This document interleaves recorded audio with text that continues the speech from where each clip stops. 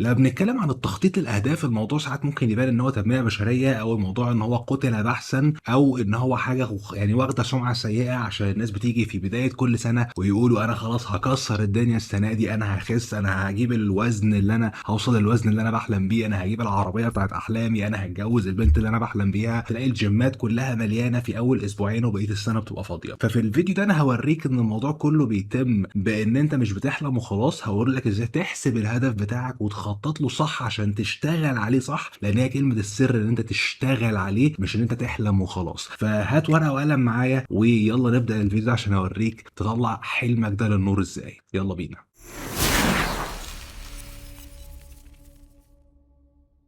يا وسهلا يا جماعه، ازيكم؟ ايه الاخبار؟ معاكم اسلام صلاح. في القناه دي احنا بنتكلم عن كل ما هو متعلق بازاي تعمل بيزنس اونلاين ناجح. فلو انت اول مره هنا ما تنساش تكسر زر اللايك واعمل سبسكرايب ودوس على الجرس عشان ما يفوتكش كل جديد اول ما ينزل. طيب عشان توصل للهدف بتاعك ايا كان الهدف بتاعك ده هو ايه، وانا هنا هتكلم عن الهدف اللي هو هدف يكون ليه قيمه ماديه. ما بقولكش مثلا ان انت تروح بقى تتجوز او كده، لا ده مش الفيديو ده. الفيديو يعني عن ازاي تعمل بيزنس اونلاين او ازاي تجيب فلوس. فاحنا هنا هنتكلم عن الهدف بتاعك او الجول بتاعك. لازم تحدد دايما ايه الهدف النهائي بالنسبه لك. فيبقى اول خطوه معانا خالص لازم تعمل الهدف بتاع العائد بتاعك او اللي هو الايرادات او اللي هي بنسميها الريفينيو. انت عايز يكون في نهايه السنه دي معاك كام فلوس. فهنفترض مثلا ان انت هتقول انا عايز يا اسلام يبقى معايا في خلال السنه دي 100,000 دولار، او يجي لي عائد او ايرادات ب 100,000 دولار. هقول لك حلو. طيب الخدمه اللي انت بتقدمها او المبيعه اللي انت بتبيعها او العميل اللي انت بتشتغل معاه قيمته كام بالنسبه لك؟ يبقى تاني حاجه خالص انت المفروض تسال السؤال ده لنفسك، الافريج اوردر فاليو او متوسط سعر العميل بالنسبه لك. دي طبعا حاجه هترجع لك انت واحد بتعمل اعلانات لعميل وبتاخد من العميل ده 1000 دولار مثلا في الشهر. يبقى انت هنا العميل الواحد قيمته بالنسبه لك 1000 دولار وانت عايز 100,000 دولار. طيب انت كده عايز كام عميل؟ يبقى الخطوه الثالثه هي الكلاينتس او عدد العملاء بالنسبه لك. انا لغايه دلوقتي هنا ما عملتش اي حاجه خالص. احنا كده عايزين 100,000 على 1000، يبقى انت عايز هنا 100 عميل. يعني انت 100 عميل كل واحد بيدفع لك 1000، يبقى كده 100,000. اعتقد لغايه هنا احنا ماشيين الموضوع بشكل سيستماتيك والموضوع ماشي معانا بشكل بسيط. كده انت بتحسب الموضوع عشان تقدر ان انت تشوف بقى يا ترى انا هجيب ال 100 عميل ازاي. ما انت لو جبت 100 عميل فانت هتوصل هنا للهدف بتاعك اللي هو ال 100,000 دولار. طيب العميل ده ايه الطرق اللي انت بتعملها عشان تجيب العميل اللي هو بيدفع لك ال 1000 دولار؟ هنا بقى احنا بنلفت النظر لازاي نجيب العميل. طبعا في ناس ممكن يكون بالنسبه لها انا عايز اجيب عميل واحد يا اسلام. طيب ما انت هتجيب عميل تبتدي بعد كده تكبر وتعمل سكيل للعمليه عشان تجيب ال 100 عميل. فيبقى الخطوه الرابعه يا ترى بقى لو جينا نشوف دلوقتي عمليه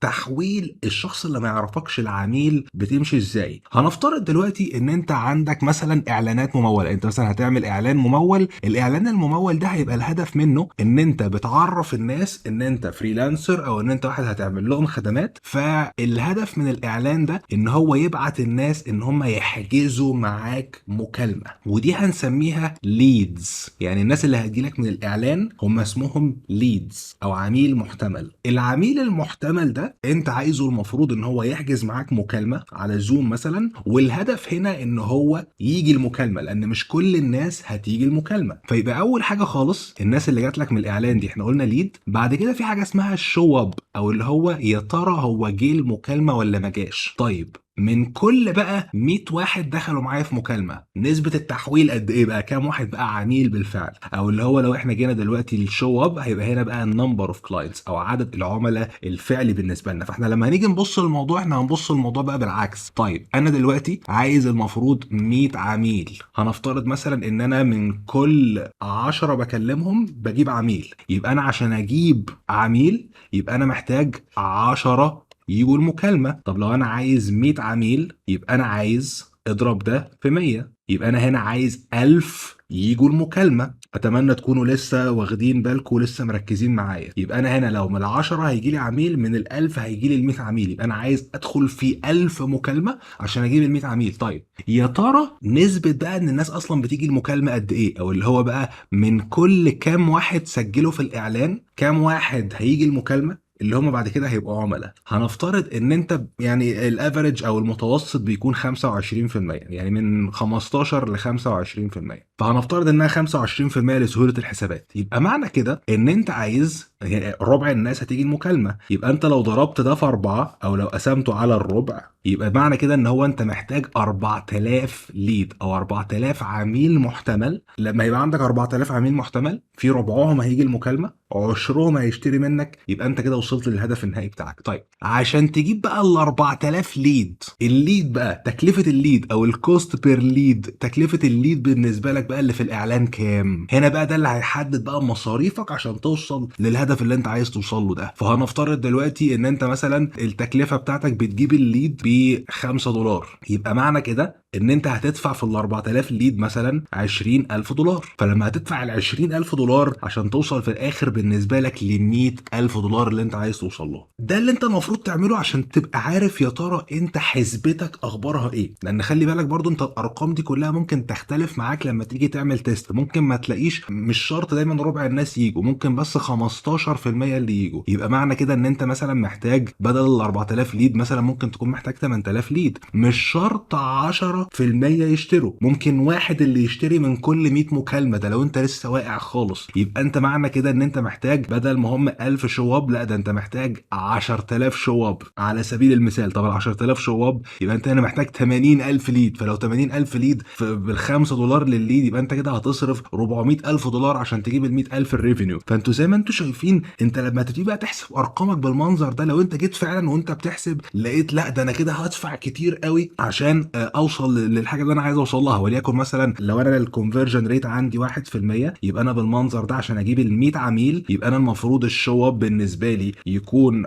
ال 10000. ده لو انت 1%، يبقى معنى كده لو انا عندي ربعهم يبقى انا محتاج 40000 ليد. يبقى انا بالمنظر ده لو الليد بالنسبه لي ب 5 دولار، يبقى انا بالمنظر ده بتكلم في 200000 دولار. ده اللي انا هدفعه عشان اوصل. هل ده حاجه سكيلبل او حاجه اقدر ان انا اكبر البيزنس بتاعي بيها؟ اكيد لا. انا كل اللي انا عايزه ان انا ابتدي ساعتها العب بقى في الارقام دي. يا ترى انا هنا هل دايما هيكون اقدر ان انا اقلل تكاليف الاعلانات؟ ممكن. يعني انت ممكن تقلل ال 5 دولار دي من خلال بقى ان انت تلعب في التارجتنج، الاستهداف بتاعك، تلعب في اعاده الاستهداف، المسجنج، تلعب في الصور، في الفيديوهات، في الحاجات دي كلها. فمثلا هنفترض ان انت ال 5 دولار دي بقت 2.5 دولار. طيب يبقى معنى كده هتدفع 100000 عشان يجي لك 100000. طيب هل في حاجه انا ممكن اعملها عشان بدل ما ربع الناس بتيجي المكالمه يبقوا اكتر؟ مش دايما. لان انت ممكن تبعت ايميلات، ممكن تبعت اس ام اس، بس 25% ان انت تزودها مش دايما هتبقى بايدك ان انت تعملها. فكده الفرق بقى بالنسبه لك او الفيصل هنا بالنسبه لك هيبقى ايه؟ انت خلاص بتدفع 100 بيجي لك 100. هنا انت هتكون كل اللي انت عايز تلعب فيه بقى هو ده ال1% اللي انت بتحولهم لعملاء. يا ترى هل انت بقى تقدر تلعب في الاوفر بتاعك، في العرض اللي انت بتقدمه؟ هل يا ترى تقدر ان انت تحترف السيلز اكتر؟ يعني انت هنا تلعب بقى في الاوفر والبيتش بتاعك، هتلعب في البرزنتيشن، هتلعب مثلا في السيلز، في احترافك لفن المبيعات نفسه. هل يا ترى تقدر تلعب في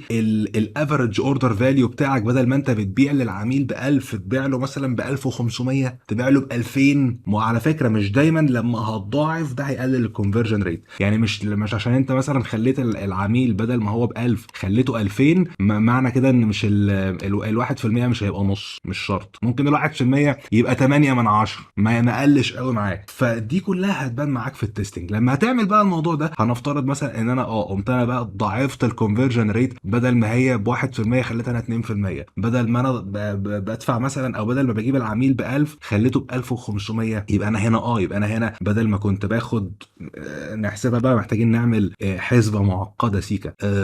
كده يبقى 1500 يعني كده حوالي 300000 دولار تقريبا، يعني لو انا لسه فاكر الرياضه. يبقى انت هنا دفعت 100 وجالك 300000. فدي الطريقه اللي انت بتعملها ايا كان بقى نوع البيزنس بتاعك. هي الفكره كلها اللي انا عملته ايه؟ الفكره كلها انا عملت بيزنس موديل معقد شويه عشان اقول لك ان في حاجات كتير فيه. لكن لو انت مثلا واحد بتبيع مثلا او بتشغل على رسائل، فدلوقتي انت خلاص انت عارف قيمه العميل بالنسبه لك كام، عارف ان انت محتاج 100 عميل. يا ترى انا محتاج بقى كام واحد يبعت لي رساله؟ هنا بقى خلاص ما بقاش الشو اب بالنسبه لنا مهم. يعني هنا ما بقاش في حته شو اب، بقى الليد بالنسبه لك اللي هو الناس اللي بتبعت رسائل. طب انا عايز كام واحد بقى يبعت لي رساله؟ 1000 واحد يبعت لي رساله، 10000 واحد يبعت لي رساله. طب يا ترى المفروض سعر الرساله يكون كام؟ طب يا ترى اعمل ايه عشان اقلل سعر الرساله، وهكذا عشان توصل في الاخر للهدف النهائي بتاعك اللي هو الريفينيو ده. وبس كده يا شباب، ده كان نهايه الفيديو اللي معانا النهارده. اتمنى انك تطبق بالفعل وتحسب الحسبه بتاعتك، ما تخليش الحلم اللي في دماغك مجرد حلم وخلاص، طلعه للنور وشاركني بيه تحت في الكومنتات. اكتب لي ايه الحاجه اللي انت نفسك تحققها وايه الخطوات اللي انت هتعملها عشان توصل للحلم ده. متحمس اقرا كومنتاتكم. لو عجبكم الفيديو ما تنسوش لايك وسبسكرايب، واكتبوا لي حابين نتكلم عن ايه في الفتره اللي جايه. شكرا ليك واشوفكم الفيديو اللي جاي.